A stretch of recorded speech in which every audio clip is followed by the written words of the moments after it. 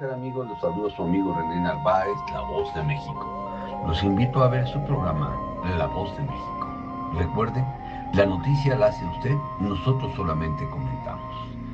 Con las secciones de La Voz de México, los reporteros, palabras de vida, en la conducción de su servidor, René Narváez, el periodista Rafael Flores Martínez, el periodista Eduardo Llamas, el reportero Enrique Esquivel y periodistas y colaboradores e invitados.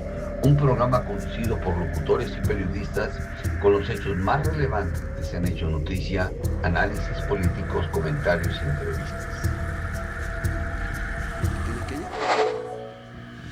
¿Qué tal amigos? ¿Cómo están ustedes? Les saluda su amigo René Narváez, La Voz de México, transmitiendo desde la plataforma de Orbe Promo aquí en la Ciudad de México, en la famosa Gran Tenochtitlan. El día de hoy tendremos un programa maravilloso. Hablaremos sobre la petición de la Fiscalía de Nueva York a través del Departamento de Justicia de los Estados Unidos, la extradición de Rubén Rocha Moya. También hablaremos del talento mexicano, una señora que conocí que canta hermosísimo, la Corte y la Constitución y sus interpretaciones. Y antes de seguir mencionando lo que vamos a hablar el día de hoy, quisiera saludar nada menos que al doctor Rodolfo García, que es doctor en Derecho, mención honorífica, mención cum laude de la UNAM y un gran catedrático y que fue mi maestro en Derecho y Derecho Constitucional. Maestro, qué honor tenerlo a usted. Muchas gracias, doctor René Narváez. El honor es mío, agradezco la invitación, es un gran gusto. No, para mí es un honor. Quiero que sepa que es padrísimo cuando uno se vuelve a encontrar con los maestros y tiene uno la oportunidad de platicar con ellos. Le comentaba a usted que vamos a hablar de la Corte y la Constitución, su interpretación, los derechos humanos, lo que antes eran las jurisprudencias y ahora son los precedentes. Y también vamos a hablar nada menos que por qué se niega el acceso a la justicia para temas tan delicados como es el de la salud, la alimentación, la niñez y la educación. Por otro lado, hablaremos de la ONU que visita Campeche, nada menos que visitó Campeche. ¿Y qué cree? Que se le olvidó visitar a las víctimas de los que han sufrido ahí violación a sus derechos humanos. Hablaremos de la Fiscalía General de la República, del doctor Ulises y de que ellos dicen que no entregarán a Rubén Rocha Moya. Esto arde y puede levantar ámpulas en México. Hablaremos también de una ayuda social, 7 campesinos que salieron a trabajar y ¿qué cree? Desaparecieron y no regresan a casa y son de Atenango del Río en Guerrero. También hablaremos del trabajo del Defensor del Pueblo como institución. Allá en la República Dominicana no se llama como aquí en México se llama Comisión de Derechos Humanos, sino se llama Defensor del Pueblo, y los que representan esto, es decir, los funcionarios son defensores del pueblo y le llaman primer adjunto, primero, segundo adjunto, tercero, etcétera, etcétera. Y entre ellos está el doctor Darío Nin, quien nos hizo favor de recibir en la República Dominicana. Y hablaremos también de la trayectoria de nuestro invitado, el doctor Rodolfo García, en cuanto al tratado, a la tentativa, pero aparte de esto, él será parte de este programa desde el principio al fin. No crea que lo hemos dejado al final a propósito, no, sino que él va a participar en todos los segmentos porque es un conocedor del derecho, pero además es un penalista y es un tratadista mexicano muy reconocido, catedrático de la UNAM, catedrático de varias escuelas como la Facultad Judicial de Derecho Tributario, el CECIJUC, varias instituciones aún privadas donde él ha dado cátedra y donde muchos hemos tenido la oportunidad de conocerlo. Pues nos vamos al primer tema, si usted nos lo permiten, y le pediremos a producción que nos pongan las imágenes de la Fiscalía de Nueva York, el primer segmento que podemos hablar. Maestro, resulta que la Fiscalía de los Estados Unidos, a través del Departamento de Justicia, a través de la Fiscalía de Nueva York, pide la extradición del gobernador, bueno, ahora gobernador con licencia, pero sigue siendo gobernador mientras no renuncie, ¿verdad? Es algo que la gente no comprende, tiene licencia, ¿sí? Y de Rubén Rocha Moya, gobernador de Sinaloa, que de verdad ha dado mucho de qué hablar. Adelante, maestro. Muchas gracias, doctor René Narváez. Pues es una sorpresa para todo el país esta extradición. Por supuesto que si Estados Unidos la solicita es porque tiene datos de prueba suficientes. Aquí en nuestro país ha preocupado la situación de todo el país, sin embargo, en particular del estado de Sinaloa. Fíjese que tenemos un problema muy grave en México. La justicia se imparte de acuerdo al que tiene el poder, no de acuerdo al que tiene la razón. Mi abuela, que fue secretaria y después juez por Ministerio de Ley en la Corte, en el Tribunal Superior de Justicia en Ciudad de México, y luego estuvo ahí en la Corte, decía: hijo, el problema de México no es que no haya una Constitución, el problema es que nadie la respeta, empezando por el presidente, en este caso la presidenta. Eso es muy cierto, porque nuestra Constitución está muy bien diseñada, estructurada, nuestra legislación también. Lo he platicado inclusive con investigadores de otros países y ellos opinan que nuestra Constitución y en general nuestra normatividad está bien diseñada. El meollo del asunto es que nuestras autoridades no las respetan, pero no las respetan cuando a ellos así les conviene. Claro, ese es el punto. Mire, tenemos dos casos: la gobernadora de Chihuahua, Maru Campos, que ahorita está en el ojo del huracán, y todos los morenistas, el Senado de la República, la Cámara de Diputados se la quieren, dijera mi abuelita, se la quieren fregar, ¿verdad? La quieren crucificar porque es una vendepatrias, porque permitió que 2 elementos de la CIA estuvieran en un operativo donde por cierto, se destruyó un laboratorio de droga. Pero entonces hay que comernos la viva por esa desgracia que hizo, porque pisoteó la soberanía nacional. Aunque le comento, ella acaba de despedir al fiscal general de justicia de Chihuahua, diciendo que ella desconocía los actos operativos de esta institución, y puede ser cierto. Pero por otro lado, tenemos al gobierno federal, que ha estado defendiendo a narcos políticos comprobados, ¿verdad? Gente que ha estado en el poder, como se dice, que es Rubén Rocha Moya, lo dice la Corte de los Estados Unidos, lo dice la gente de ahí, ¿verdad? Y ahí lo han defendido, lo han sostenido. ¿Desde cuándo Rocha debió haber pedido licencia? Sin embargo, lo obligaron ahora y lo hizo porque ya no le quedó otra. Los Estados Unidos viene por él. Exactamente. Lo curioso es que ya desde hace mucho se llevó a cabo esta investigación. Hubo señalamientos por parte del gobierno de los Estados Unidos. Claro. Y nuestra Fiscalía General de la República no inició ninguna investigación. Y le puedo decir que él está involucrado en el asesinato del diputado federal Cuen, el que fue rector de la Universidad Autónoma de Sinaloa y que era diputado federal en funciones cuando lo asesinaron y cuando fue que detuvieron o retuvieron o secuestraron al Mayo. Y el gobernador estuvo ahí. Entonces ahí hay violación constitucional a nuestro suelo, a la soberanía, porque permitió que elementos de la policía de los Estados Unidos se llevaran a un ciudadano mexicano. Ellos dicen que es narcotraficante, nosotros decimos quién sabe porque no lo conocemos. Y en México la Constitución dice, en el artículo 20 constitucional, que se presume la inocencia de las personas hasta que se demuestre lo contrario, previo juicio y sentencia. Así es, efectivamente. Es un principio general del derecho, la presunción de inocencia, está incorporado en nuestra Constitución y además México, este gobierno actual ha concedido muchas extradiciones. Es la detención seguida de la extradición y ahora que ya se solicita una extradición formal que está precedida de investigaciones. Y está conforme a derecho y de acuerdo a los tratados internacionales del 133 constitucional. Y sin embargo, ahora dicen, no lo entregamos porque no hay elementos de prueba. Exactamente. Dicen que no hay elementos de prueba, pero la investigación no está aquí, está en los Estados Unidos. Pero además yo le diría a mi señora presidenta Claudia Sheinbaum Pardo, jamás un fiscal le va a mostrar a usted los elementos de prueba. En México, la carpeta de investigación solamente la pueden ver las partes. Y así lo reza tanto el Código Nacional de Procedimientos Penales como lo reza la Constitución Política de los Estados Unidos Mexicanos.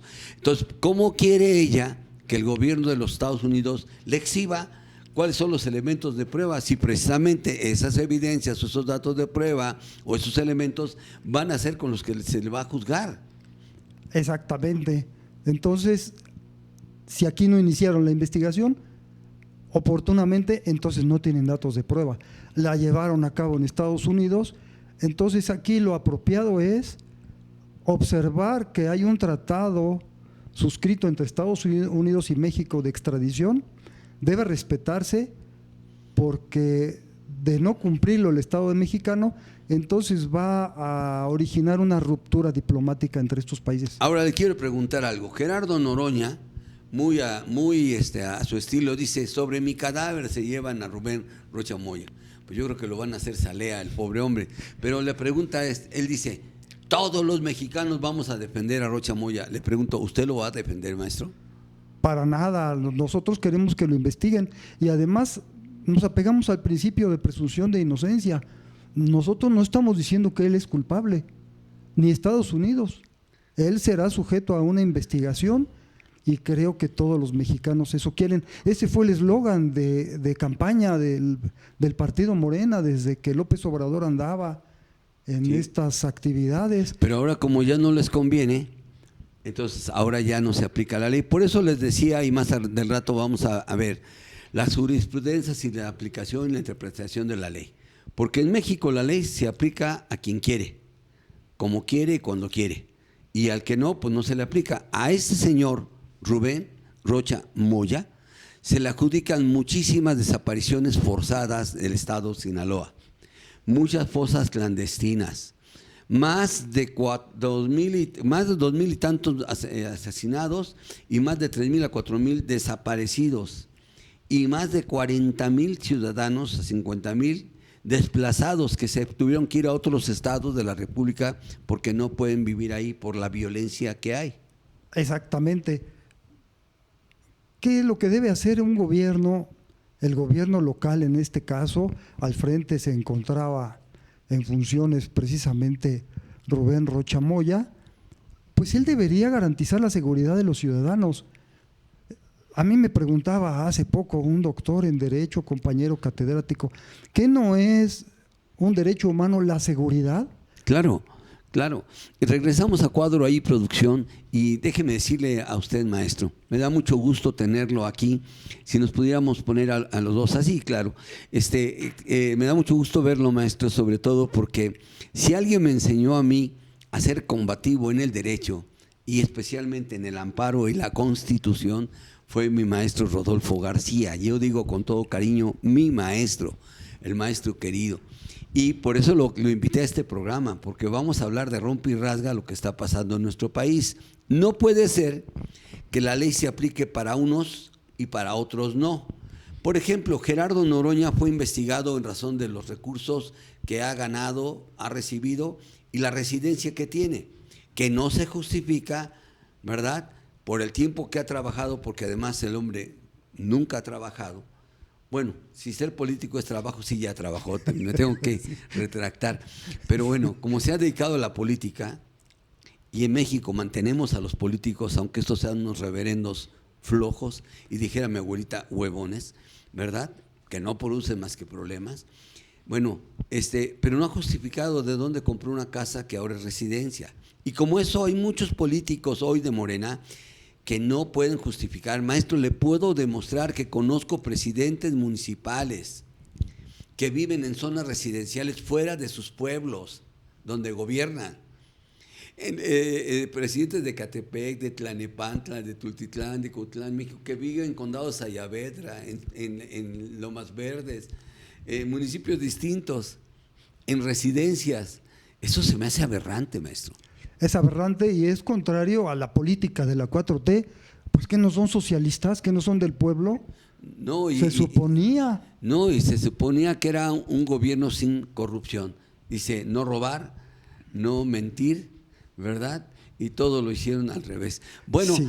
Pues para cambiar un poquito al programa, quisiera comentarles a ustedes, ¿alguna vez usted ha querido ser cantante, maestro?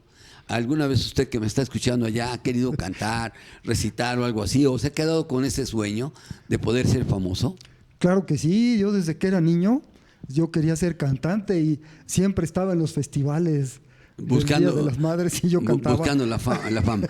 Pues déjeme decirle que conocí una señora, por ahí, producción, a ver si me ayuda a conseguir el video, que el día que la conocí me platicó su sueño. Dice, yo desde niña he cantado, me ha gustado, pues nunca lo hice profesionalmente, y etcétera. Y estábamos en una reunión que me invitaron, yo fui a ver un asunto legal, para variar como abogado, y de repente se pone a cantar la señora con mariachi, que canta re bien, maestro. Entonces me dijo, fíjese que yo siempre soñé cantar como Lucha Villa, como La Prieta Linda, etcétera. Y le digo, pues mire, señora, yo no soy Ricardo Montalbán, ni esta es la isla de la fantasía, pero le voy a cumplir su sueño y se lo voy a hacer realidad. Vamos, producción.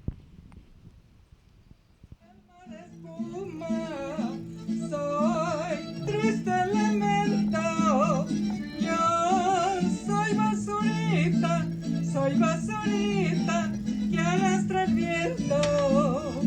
Cuando vine al mundo, yo nací llorando. Y ay, Dios, desde entonces sigo llorando, sigo llorando. Soy como el ave que va volando por un desierto, buscando oriente, encontré el ocaso, buscando dicha, encontré el dolor.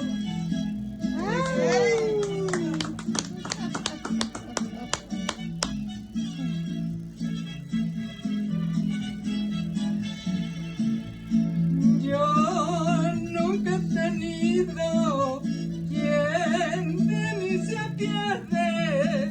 Soy una plumita, soy basurita que lleva el aire. Ay, cuánta amargura siento al acordarme. Cuando yo era niña, faltó hasta el agua para bautizarme. Soy como el ave que va volando por un desierto, buscando dicha, contra el ocaso, buscando dicha, encontré el dolor. Bien, pues regresamos. ¿Qué le pareció, maestro? Me gustó, canta muy bonito. Hay que invitarla un día aquí al estudio para que nos cante en vivo. Sí, tenemos que invitarla. Sugerencia. La verdad, canta bien rico. Y le voy a decir que ese día lo hizo ahí con mariachis. Y me dio mucho gusto verla. ¿Sabe por qué? Porque todos nosotros en nuestro corazón tenemos el deseo de ser. Yo he tenido la oportunidad de tener cerca de mí gente maravillosa. Saludo, por cierto, al Potro de Páscuaro, que es un cantante, es un juglar que andaba, o a veces llega a estar en las calles, o en los comercios, o en los restaurantes. Yo allá lo conocí. Y entonces un día iba con la presidenta nacional de los locutores, la maestra Rosalía Guaún, a quien le mando un cordial saludo, a la presidenta de los locutores, y llegó el muchacho con su guitarra. Estábamos tomando un capuchino y le dije, le voy a pagar una canción y usted me va a prestar su guitarra y yo le voy a cantar una canción. Y dice, órale. Entonces cantó una canción y yo me canté otra, ¿no? Dije, pero ahora le voy a pagar el doble porque me cante una canción que sea de usted. No, porque ese día no sé de quién me cantó, si de José Alfredo o alguien. Y ya me dice, órale, que se avienta una de sus composiciones. Dije, ahora le voy a cantar una mía, una composición mía y pa. Y entonces le di mi tarjeta. Y le dije, mire, le voy a dar, le presenté a la presidenta, le di mi tarjeta, yo soy locutor. Y dijo, ay, ¿a poco? Como diciendo, este cuate me está choreando. Sí, de veras soy locutor. Le dice, pues invíteme a su programa. Mira, te voy a invitar, tal día vamos a estar y te invito. Y tal día es el Día de los Locutores, que es el 14 de septiembre, y te vamos a invitar a la fiesta. Jamás me esperé, maestro, que llegara él. Para esto, pues pasaron el tiempo y de repente me hablan por teléfono de la Asociación Nacional de Cultura y dice, oiga, aquí hay un joven con una guitarra, con su sombrero y sus botas y sus pantalones jean, viene de Pátzcuaro y viene con usted a su programa. No, pues pásenlo por favor. Y ya dije, oye, pero primero tenemos que pasar al Monumento de la Independencia, ahí hacemos honores a la bandera, festejamos el Día del Locutor y después es la fiesta, ¿no? Pues total que me acompaña y estando en la fiesta estaba el oficial mayor de la ANDA, mi gran amigo y hermano, y estaba Yolanda Ciani, que es era la presidenta de la ANDA, ya en paz descanse, y que me dice mi amigo, el oficial mayor, oye, no seas malo, ¿me lo prestas al muchacho? Me lo quiero llevar a cantar a la ANDA, y que se lo lleva. Él tenía un programa en la ANDA y luego tenían una obra de teatro y se lo llevó a la obra de teatro y lo metió a cantar. Total que hoy en día el Potro de Pátzcuaro ya ha presentado más de 100 canciones, ya ha hecho varios temas musicales para películas, por eso le mando un fuerte saludo a Gregorio. El Potro, le prometo traerlo aquí, y así como la señora Conchita ya agarró fama, ya agarró vuelo.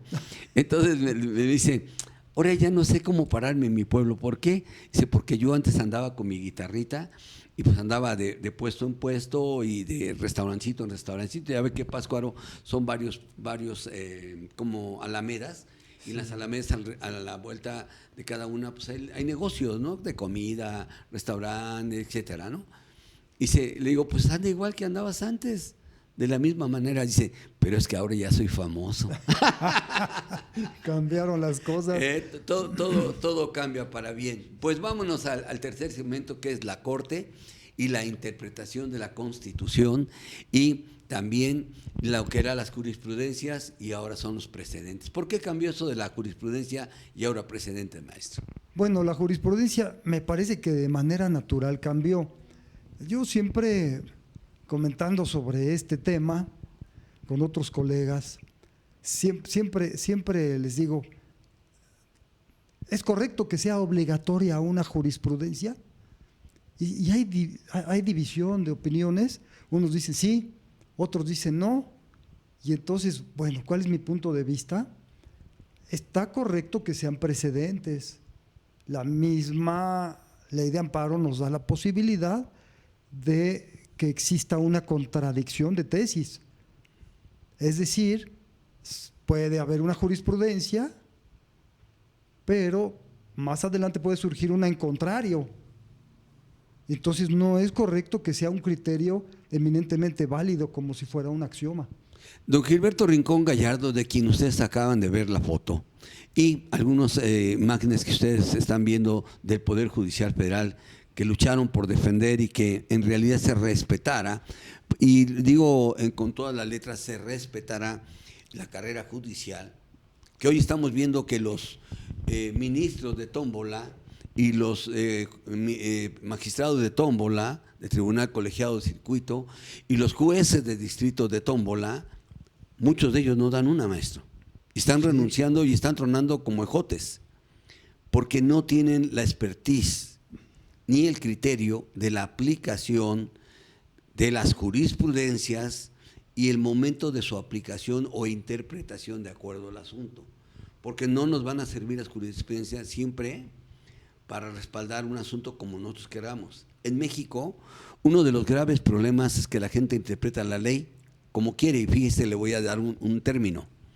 Usted le llega a una gente y le dice, es que dice la ley, y de repente yo me quedo como abogado, ¿y cuál ley?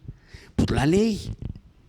Sí, lo que pasa es que no solo estos jueces de tómbola desconocen la jurisprudencia, desconocen la ley, desconocen una cuestión importantísima que es la ética profesional.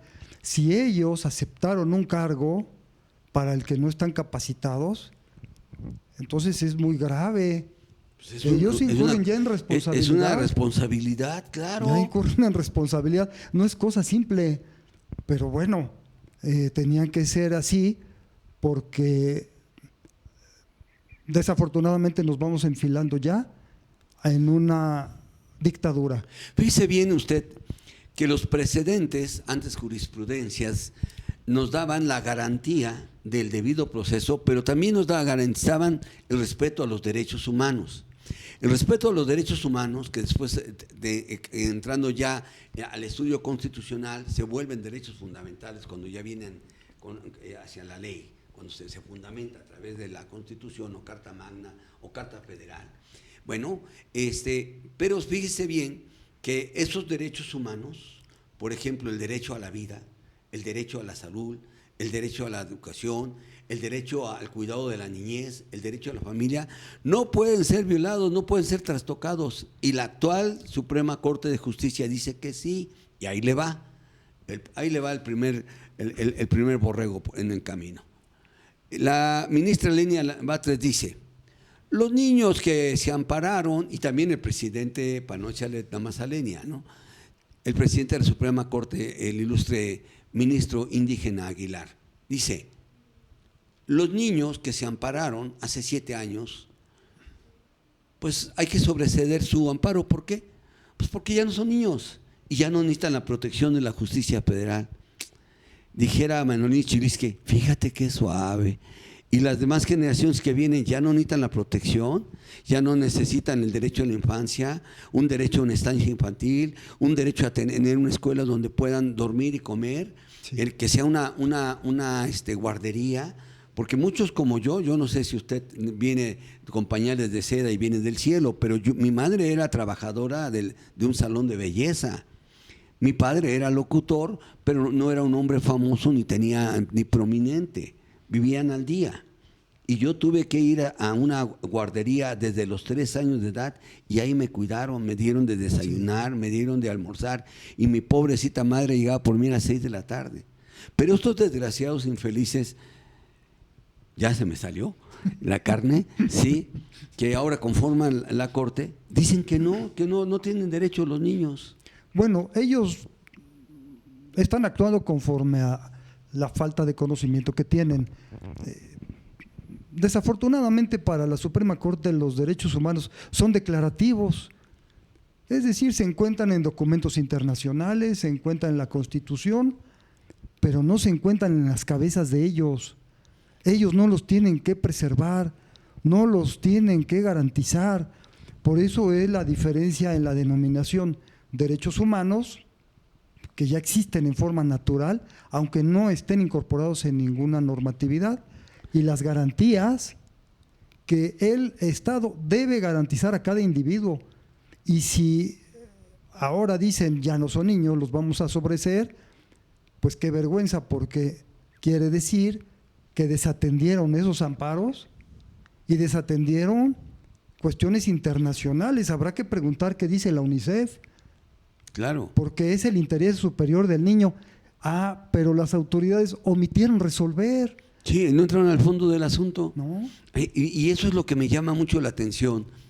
Cuando uno viene siendo un ministro de carrera, cuida uno las formas, porque el cuidar la forma cuida el fondo. Pero cuando uno no cuida la forma, trastoca el fondo. Y estos tipos, como casi todos, no vienen de carrera judicial, salvo Yasmín, ¿verdad? Y esta otra Ortiz, salvo ellas, todos los demás, ¿verdad?, se pasan por el arco del triunfo, ¿sí? El interés, por ejemplo, superior del menor, el derecho a la alimentación. Señor ministro Aguilar, le hago un llamado desde esta humilde plataforma y programa de La Voz de México. Hay muchos niños que en su casa anoche no cenaron, y si hoy estuvieran en una estancia infantil, llegarían a desayunar. Aunque sea una malteada de leche que te daba, ¿cómo se llama? Los desayunos escolares, una galleta media dura y una palanqueta de cacahuate, ¿sí?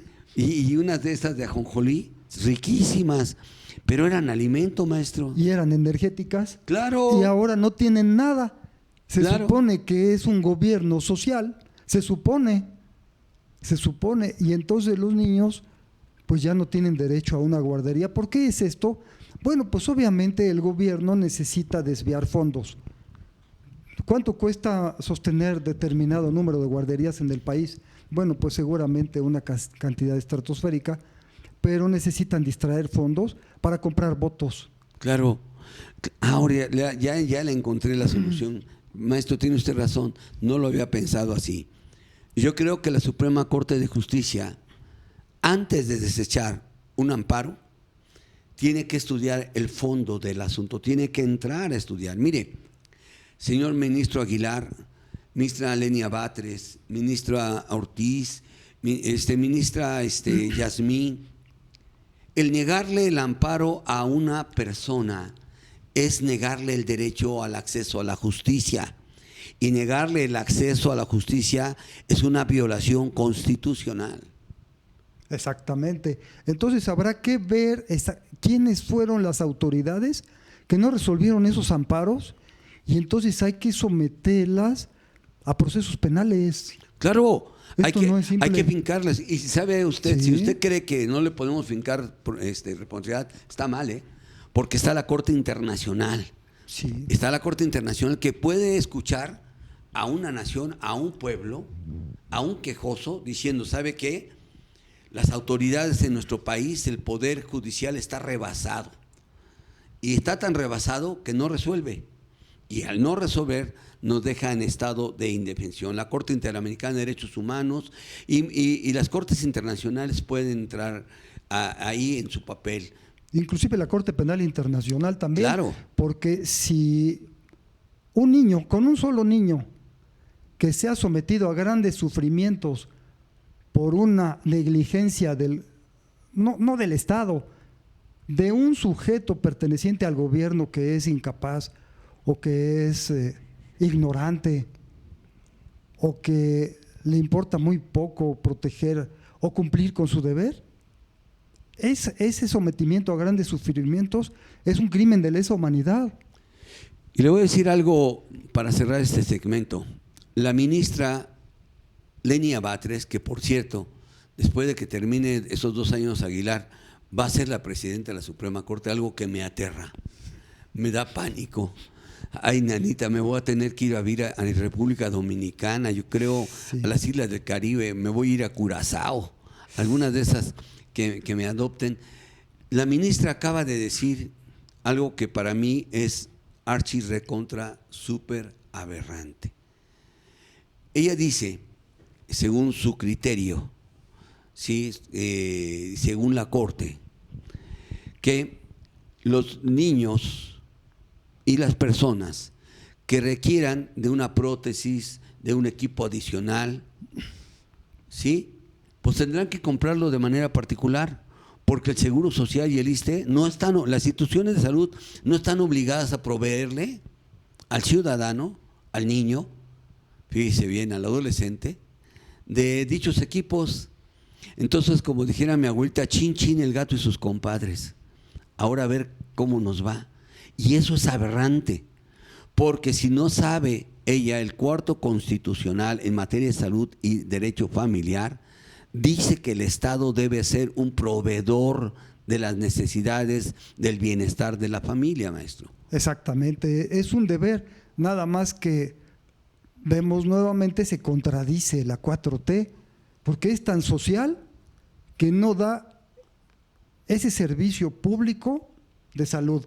Yo creo que ahora el gobierno se está empeñando no en administrar servicios públicos, sino administrar bases de datos. Porque Claro. ya nos dijeron, todos tienen el derecho a inscribirse. ¿Qué quieren? ¿El ISSSTE? Ay, sí, que se inscriban. ¿El seguro? Lo que ustedes quieran. Tienen. Sí, pero eso es administración de datos, de bases de datos.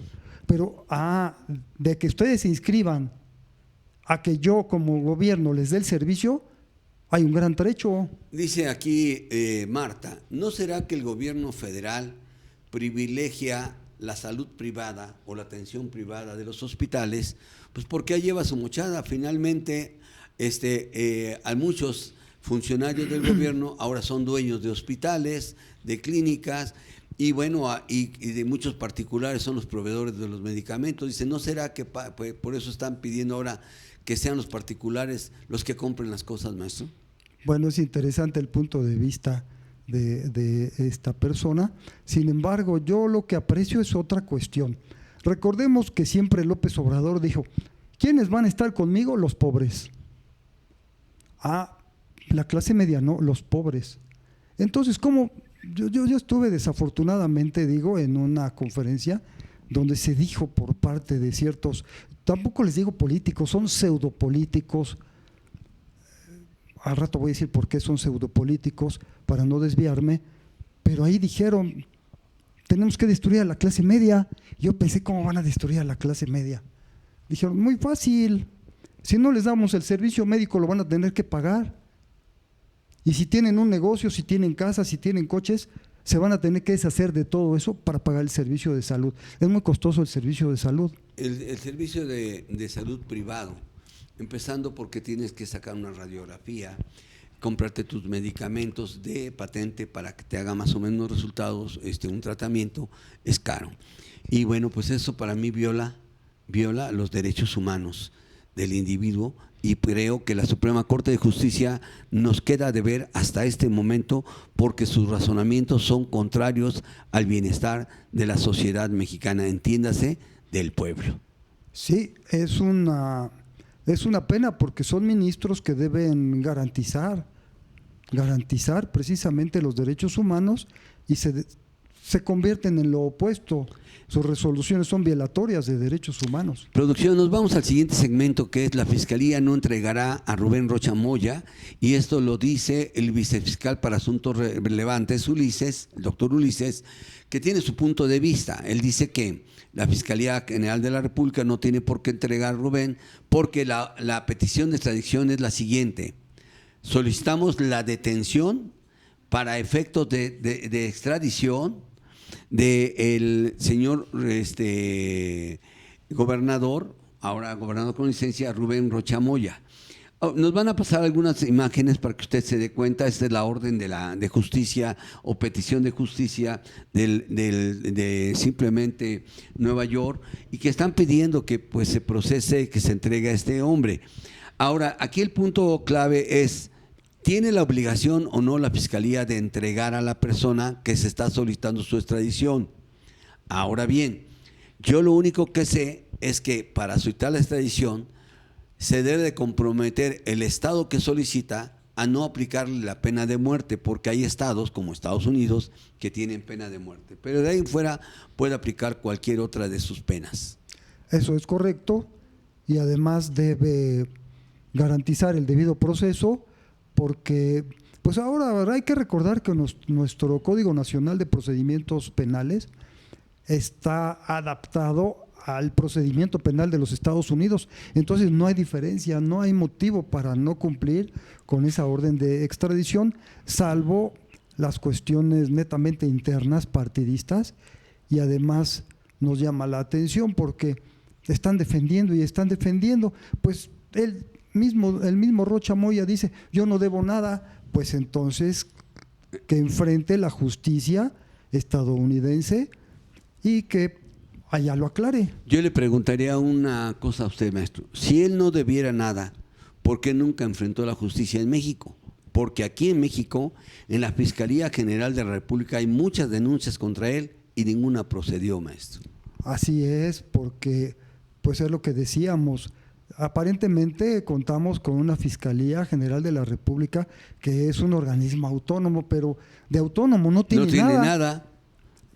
¿Qué quiere decir? Que el Ejecutivo Federal le manda, controla la Fiscalía. Claro. Si se había convertido en organismo autónomo es para que no tenga ese control. Pero sin embargo, hoy lo tiene. Hoy lo tiene, y entonces tiene que cumplir los caprichos partidistas. Eso es lo triste. Don Gilberto Rincón, al que usted está viendo ahí que fue mi maestro, fue mi amigo, quiero que sepa que una voz maravillosa de locutor. Mucha gente no sabía que él era locutor y además declamaba y reclamaba muy bonito. Hombre de izquierda intelectual, de los grandes intelectuales de la izquierda mexicana, que ya no hay muchos, por lo menos visibles en este momento. Pues vamos a pasar al siguiente segmento, que es de ayuda social. Fíjese usted que hay una tragedia en el estado de Guerrero, maestro. A ver, tenemos la oportunidad de tener esta imagen. Es la presidenta con unos campesinos. Ahí está la imagen. Muchas gracias, producción. Perdóneme que los meta en estos apuros, pero muchas gracias, producción. Fíjese usted, maestro, 7 campesinos salieron a labrar el campo, a su faena del día, sin deberla ni temerla con nadie. Y resulta que ya no regresaron a sus casas. Esto es allá en Atenango del Río, en Guerrero, nada menos que en la costa. Sí, esta es una constante en todo el país, y lo peor de todo es que estas desapariciones forzadas ya se han normalizado en el país, ya no llaman la atención. Una más, en este caso son 7 más. Es un asunto de alarma, ya inclusive para la Organización de las Naciones Unidas. Ya observó a México en este aspecto. 70 personas diario son desaparecidas, o 70 personas son asesinadas. Entonces, y muchos de los asesinados los desaparecen, los meten en una fosa para que nadie investigue. Al cabo que aquí en México, la verdad, para que investigue, está canijo. Cuando se llega a dar el resultado de una investigación es porque alguien dio el pitazo, alguien chivateó, alguien rajó, dijera en mi casa, y entonces sí, aparecen los ilustres investigadores que iban caminando y en esos momentos vieron que corrió una persona, y al echarse a correr se dieron cuenta que ahí habían dejado un cuerpo y encontraron una fosa clandestina, casualmente, pero es así. Bueno, nos vamos al siguiente segmento, que es el defensor del pueblo, ¿sí? Le quiero comentar, que es el número 7, le quiero comentar a usted de esta situación, maestro. En la República Dominicana, los defensores del pueblo, a diferencia de México, no hay como en México un presidente de la Comisión Nacional de Derechos Humanos. Allá son 3. Hay uno principal, que es Pablo, después está Darío Nin, y hay una mujer y Darío Nin. Es decir, tres ombudsman son los que controlan la institución para poder impartir o para poder proteger la investigación de la violación a los derechos humanos. Está usted viendo en la fotografía a Darío Nin, que es uno de los 3, que a través de Pablo Ulloa, que es el titular, pues nos hizo el favor de ayudarnos en la exposición de la libertad de expresión y de los derechos humanos que tuvimos allá en la Agencia de Prensa Mundial en República Dominicana, en el Congreso. Y ahí estamos en la oficina de la Defensoría del Pueblo, en el auditorio, donde nos están dando un reconocimiento, donde están haciendo uso de la palabra y donde estamos hablando sobre el respeto a los derechos humanos, maestro. ¿Qué tan importante es el respeto a los derechos humanos y a la libertad de expresión, maestro? Muchas gracias, doctor. Es crucial el respeto a los derechos humanos y sobre todo la libertad de expresión, que pues es la manera de lograr que las autoridades respeten, cuando menos en lo mínimo, los derechos humanos. Tenemos una constante en los países donde hay violación a los derechos humanos generalizada, entonces también hay una violación a ese derecho a la comunicación, a la libertad de expresión y sobre todo a la comunicación que realizan los periodistas, los locutores ya profesionales. Pues le damos muchas gracias al Defensor del Pueblo como institución, a Pablo Ulloa, al doctor Pablo Ulloa, al doctor Darío Nin, también a Salvador Ramírez de la Agencia de Prensa Mundial y al locutor Miguel Rodríguez de Grupo Coppola, o de la organización Coppola, que representa a los locutores y periodistas en República Dominicana y en los Estados Unidos. Por cierto, que estoy transmitiendo ya a través de Nueva York, de radio en Nueva York a la comunidad hispana, y también en la Qué Buena en Chicago a la comunidad hispana. Saludo a Artemio Gloria y saludo a Miguel Rodríguez, están allá con Grupo Coppola. Pues pasaremos, si ustedes no me lo impiden, si ustedes me lo permiten, pasaremos a la entrevista con el doctor Rodolfo. Ya se dieron cuenta que casi no sabe de derecho el maestro. Se ha quedado callado a cada plática. Y ojalá pudiéramos tener ahí las imágenes del doctor Rodolfo García, pero si no, por lo pronto, y en imagen a cuadro, tenemos sus libros. Él habla mucho sobre la tentativa y ha hecho el Tratado de la Tentativa 1, y Tratado de la Tentativa 2. Háblenos, maestro, al respecto y platíquenos de su trayectoria, por favor. Muchas gracias, doctor René Narváez, es un gusto. Bueno, es una historia de esta obra porque yo siempre digo, es una obra fuera de serie, es la única obra donde un jurista puede estudiar correctamente la tentativa. Esto quiere decir que si cualquier jurista tuviera toda la bibliografía de tentativa y no estudia esto, entonces va a saber lo básico, no va a tener conocimientos sólidos. Para esta obra, pues yo me tuve que preparar de manera muy seria, no solamente en lo jurídico, claro, sino como científico. Siempre en el derecho los profesores, los autores nos dicen, esto es ciencia jurídica. Cuando yo estudié el doctorado, me di cuenta que se hablaba mucho de ciencia jurídica, pero me di cuenta de que no había ciencia jurídica. Entonces pensé, voy a ser el primer autor que elabore ciencia jurídica y el tema fue la tentativa. ¿Por qué la tentativa? Bueno, los autores y los especialistas en derecho penal coinciden en que el tema de la tentativa es el más arduo del derecho penal. No hay un tema más complejo. La ciencia tiene que partir de algo complejo. Sí. Entonces la necesitamos ciencia. ¿Cómo está la ley? Bueno, pues está desordenada. ¿Cómo estaba la doctrina en ese tiempo? Pues era incipiente. Dije, este es el mundo de la ciencia.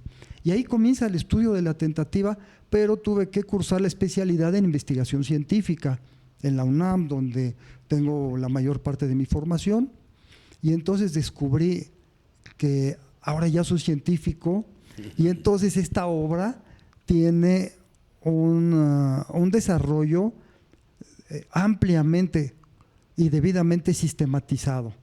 Fíjese, maestro, que hablar de la tentativa es hablar del hecho antes de que se consuma esto. Y mucha gente hoy en día juzga de la misma manera el hecho consumado al hecho que no se ha consumado.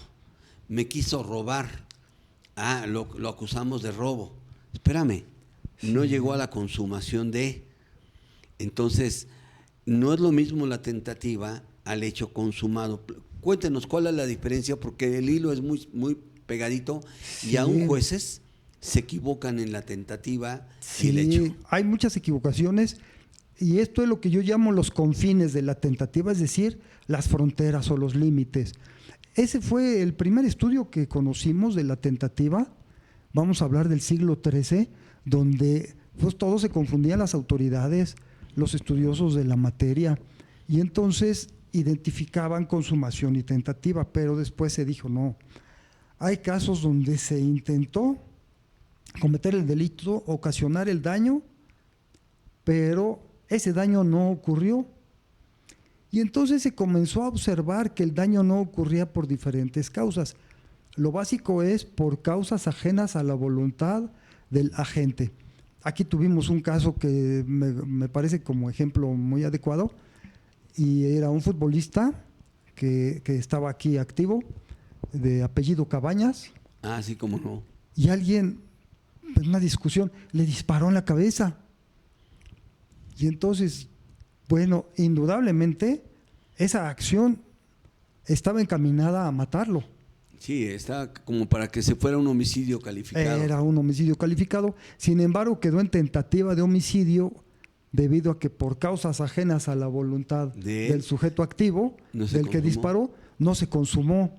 Entonces esto fue lo que… Aquí es el inicio de la tentativa y aquí es el inicio de los prácticos italianos en el siglo XIII, que dijeron vamos a estudiar el iter criminis.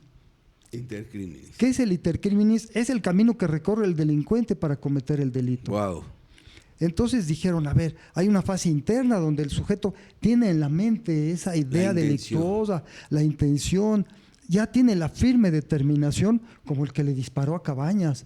Pues no nada más sacó el arma, no solamente lo amenazó. Esa amenaza es parte del camino del delito, es la manifestación de la idea delictuosa, sino que realizó actos preparatorios, cortó cartucho, y luego vienen ya los actos ejecutivos, tentativa. En la tentativa tenemos como característica crucial, ya nos llaman. Tenemos 3 minutos para terminar. Gracias. Tenemos como característica crucial que la conducta constituye un principio de ejecución. Es el principio de la ejecución del delito. Lo interesante es que en aquellos tiempos también observaron que había casos de no consumación por alguna causa de imposibilidad. Sí, claro. Y entonces, ¿cómo lo vamos a atender? A ver, este sujeto le disparó a otro, pero no se consumó. Yo conocí un caso real en Chiapas. ¿Por qué no se consumó?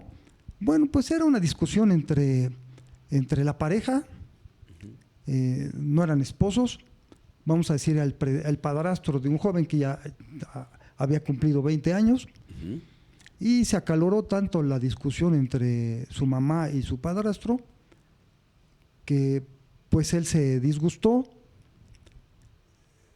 En la madrugada el joven le disparó en la cabeza 6 balazos. Y después se comprobó en el dictamen pericial que cuando recibió los balazos, pues ya habían transcurrido algunas horas de su muerte. A ver, entonces aquí viene la pregunta: desde entonces y hasta antes del tratado no estaba resuelto. Esto es algo de lo que se resuelve de manera científica en el tratado. Claro. ¿Hay tentativa o no hay tentativa? Si ya estaba muerto antes de que le dispararan. Sí, hay una teoría alemana, y es del siglo XX, es muy reciente, que dice, ahí no hay tentativa. Pues no la hay. Porque si no puede haber delito, es imposible, pues también es imposible la tentativa, y entonces no lo estudiamos. Y no lo estudiaron esos alemanes. Se parecían tan buenos los alemanes, pero en tentativa no lo son. Bueno, entonces, ¿qué hacemos? Vienen otros criterios y otros dicen, sí, porque como él quiso cometer el delito, realizó los actos, es tentativa y es punible, lo sancionamos. Caramba. Por la pura intención. Estamos yéndonos prácticamente, maestro, pero le prometo invitarlo, y la próxima vez a ver si podemos hablar de la imputación objetiva, ¿no? Claro que Cuando sí. se desea la muerte de una persona, pero tú no tienes nada que ver y sin embargo muere. Lo saluda su amigo René Narváez, La Voz de México, acompañado del doctor Rodolfo García. García, servidor para ustedes, su amigo García. Y dándoles gracias a Producción Fer y Sandy por todo el apoyo aquí en Orbe Promo. Gracias, Dios me los bendiga a todos. Nos vemos la próxima semana. Amigo, el locutor René Narváez, La Voz de México, agradece que hayan estado ustedes con nosotros en este programa de La Voz de México. Y los esperamos la próxima semana, lunes, de 10 a 11 de la mañana en la Ciudad de México.